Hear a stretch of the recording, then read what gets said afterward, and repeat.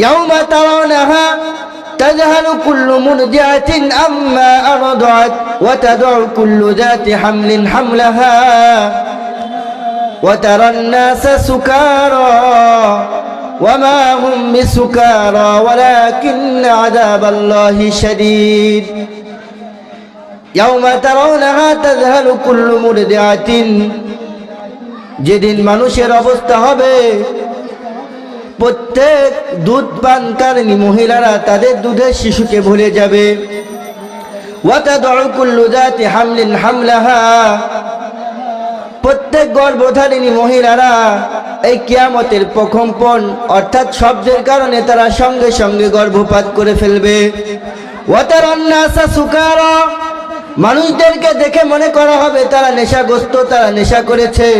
ওয়ামা হুম বিসুকারা কিন্তু মানুষরা নেশাগ্রস্ত নয়, তারা নেশা করে নাই। ওয়ামা হুম বিসুকারা ওয়ালাকিন্না আযাবাল্লাহি শাদীদ যে মানুষরা নেশাগ্রস্ত করে নাই কিন্তু বস্তুত আল্লাহর আযাব খুব কঠিন জিনিস। কিয়ামতের দিন এই সিংহায় ফুৎকারের আওয়াজের কারণে, এই আওয়াজটা দীর্ঘায়িত হওয়ার কারণে তাদেরকে মাতাল অবস্থায় দেখা যাবে। রব্বুল আলামিন বলেন ওমা হুম বিসুকারা কিন্তু মানুষরা নেশাগ্রস্ত নয়। ওয়ালাকিন্না আযাবাল্লাহি শাদীদ বস্তুত আল্লাহর আযাব খুব কঠিন জিনিস। মুহতারাম হাজিরিন, এভাবেই যখন পৃথিবীর অবস্থা পাহাড়গুলো যখন তোলার মতো উঠবে, সমুদ্র যখন উত্তাল হয়ে যাবে, সকল লোকজন যখন মারা যাবে, তখন বাকি থাকবে হচ্ছে ফেরেশতারা। মালাকুল মাউত রব্বুল আলামিনকে ডেকে বলবেন হে রব, পৃথিবীর সকল মানুষই তো মৃত্যুবরণ করেছে। রব্বুল আলামিন বলবেন আর বাকি আছে কারা? মালাকুল মাউত বলবেন হে রব, বাকি আছে ফেরেশতারা। এবার মালাকুল মাউতকে রব্বুল আলামিন ডেকে বলবেন হে মালাকুল মাউত, তুমি সকল ফেরেশতাদেরকে মৃত্যু ঘটিয়ে দাও। মালাকুল মাউত এবার সকল ফেরেশতাদের মৃত্যু ঘটাবে। এবার রব্বুল আলামিনকে মালাকুল মাউত ডেকে বলবেন হে রব, ফেরেশতাদেরকে তো জান কবজ করেছি। রব্বুল আলামিন এবার মালাকুল মাউতকে ডেকে বলবেন হে মালাকুল মাউত, আর কে বাকি আছে? মালাকুল মাউত বলবেন আপনার আরশ বহনকারী ফেরেশতারা বাকি আছে। এবার রব্বুল আলামিন মালাকুল মাউতকে বলবেন হে মালাকুল মাউত, আরশ বহনকারী যে সকল ফেরেশতা আছে সকলের জানগুলোকে কবজ করে নাও। এবার মালাকুল মাউত আরশ বহনকারী সকল ফেরেশতাদের জান কবজ করে আবার রব্বুল আলামিনের নিকট যাবেন। রব্বুল আলামিনকে ডেকে বলবেন হে রব, আরশ বহনকারী সকল ফেরেশতাদের জানগুলোকে কবজ করেছি। এবার রব্বুল আলামিন বলবেন হে মালাকুল মাউত, আর কে বাকি আছে? মালাকুল মাউত বলবেন হে রব, বাকি আছে আপনার চার ফেরেশতা জিবরাইল, মিকাইল, ইসরাফিল আর আপনার দুর্বল বান্দা আজরাইল। এবার মালাকুল মাউতকে রব্বুল আলামিন ডেকে বলবেন হে মালাকুল মাউত, তুমি ছাড়া বাকি যে তিনজন আছে তিনজনের দানগুলোকে কবজ করে নাও। এবার মালাকুল মাউত জিবরাইল, মিকাইল, ইসরাফিল এই তিন ফেরেশতার জানকে কবজ করবেন। কবজ করে রব্বুল আলামিনের নিকট আবার গিয়ে ডাকি বলবেন হে রব, মালাকুল মাউত ব্যতীত পৃথিবীর সকলেরই জান কবজ করেছি।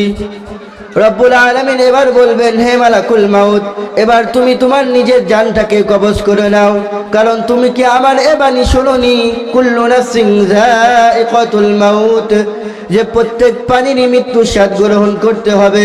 হে মালাকুল মাউত, অবশ্যই তুমি আমার এ বাণী শুনেছো, এবার তুমি তোমার নিজের জানটাকে কবজ করো। হাদিসের মধ্যে এসেছে এবার মালাকুল মাউত নিজের জানটাকে কবজ করার জন্য জান্নাত এবং জাহান্নামের মধ্যবর্তী একটি স্থান আল আরাফ নামক স্থান, এই নামক স্থানে মালাকুল মাউত নিজের জানটাকে কবজ করার জন্য যাবেন। মালাকুল মাউত যখন নিজের জান কবজ করার জন্য নিজের দেহের মধ্যে হাত দিবে, তখন এই এত জোরে চিৎকার করবে, হাদিসের কিতাবের মধ্যে এসেছে মালাকুল মাউতের চিৎকারের যদি পৃথিবীর সকল মানুষ শুনতো, সঙ্গে সঙ্গে কলিজা ফেটে সঙ্গে সঙ্গে মারা যেত। মালাকুল মাউত এবার নিজের জানটাকে কবজ করার জন্য জান্নাত জাহান্নামের মাঝখানে একটা জায়গা আছে, সেই জায়গায় চলে যাবে।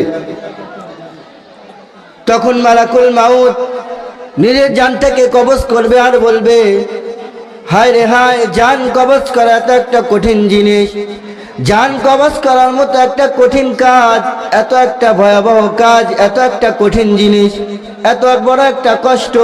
এই কষ্টটা যদি আমি জানতাম, তাহলে পৃথিবীতে যে সকল মুমিন বান্দারা রয়েছে তাদের জানগুলোকে আমি সহজভাবে কবজ করতাম। এবার মালাকুল মাউত যখন নিজের জানটাকে কবজ করবেন, পৃথিবীর সকলের শেষ, তখন আর কেউ বাকি নাই, একমাত্র বাকি আছে রব্বুল আলামিন।